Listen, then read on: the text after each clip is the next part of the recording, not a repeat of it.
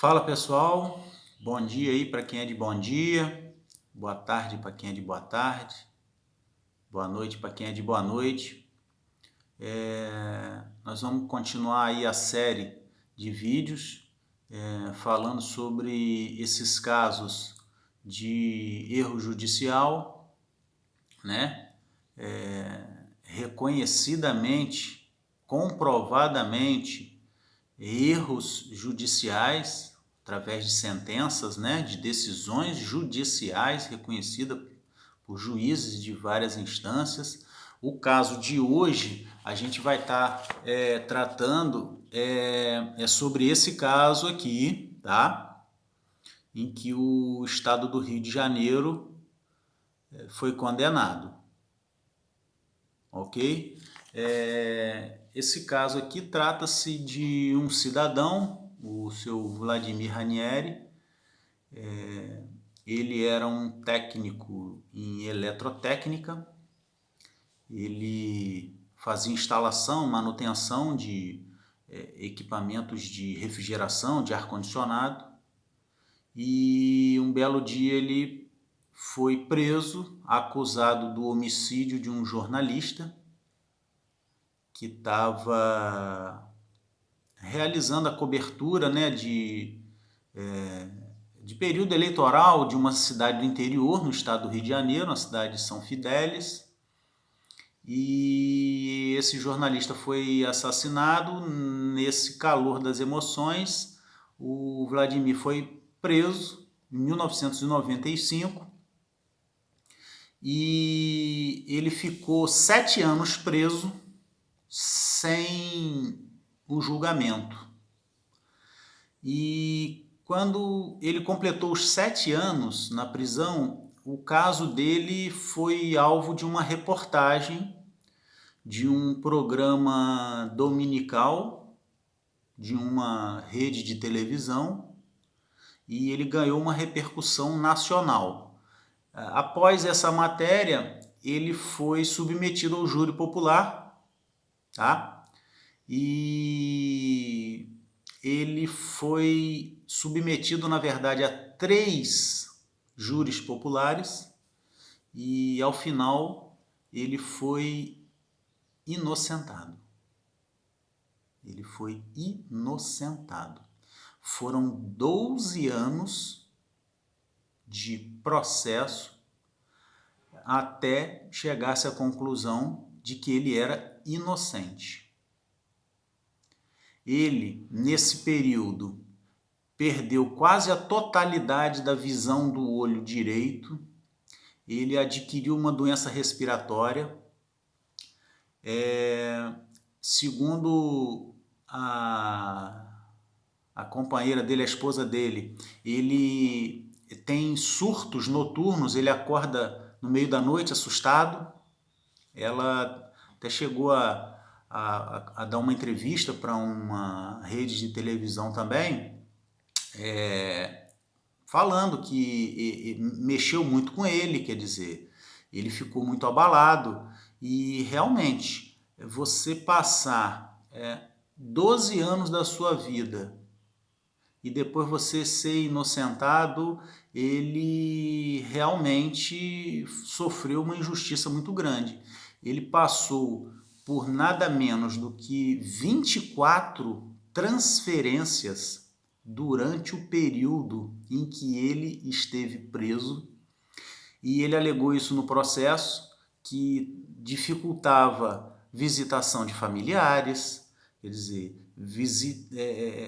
dificultava esse contato com a família, né? o convívio familiar. Então, nessas 24 transferências, ele participou de algumas rebeliões também, né?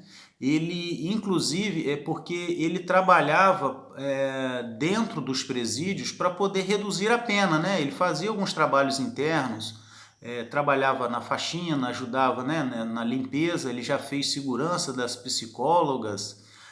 Uma vez ele até impediu uma fuga de presos numa delegacia se eu não me engano, em Paraíba do Sul. e ele até chegou a ser jurado de morte por conta dessa situação, né, que ele impediu a fuga dos presos, tudo nesse período em que ele ficou preso. Enfim, na primeira instância, a juíza condenou o Estado a indenização de 2 milhões de reais, tá?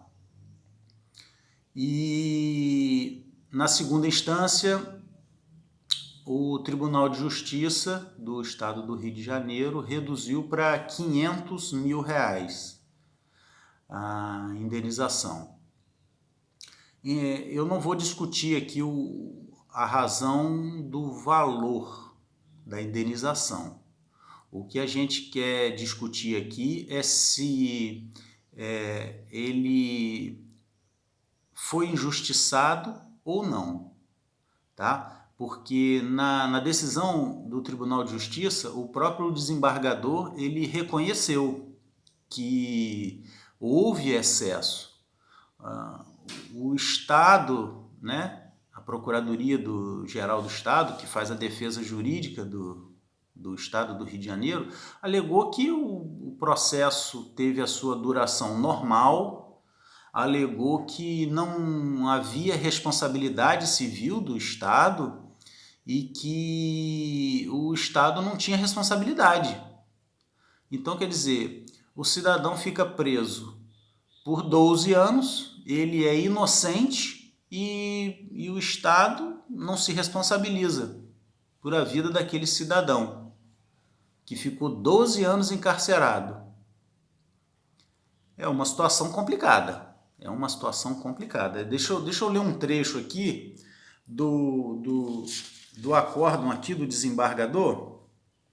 Ele disse assim, olha, pelo prisma da dignidade da pessoa humana, do devido processo legal, duração razoável do processo, equipara-se ao erro judiciário manter-se a prisão cautelar do indivíduo, ao final absolvido, por 11 anos e 8 meses. Foram quase 12 anos de prisão. Não há justificativa razoável no ordenamento jurídico para tal fato.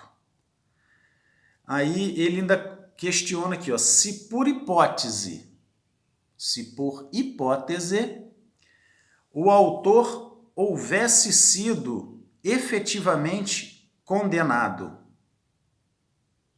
seguramente ele não teria cumprido uma pena em regime fechado por um período de tempo tão extenso. Ele foi absolvido.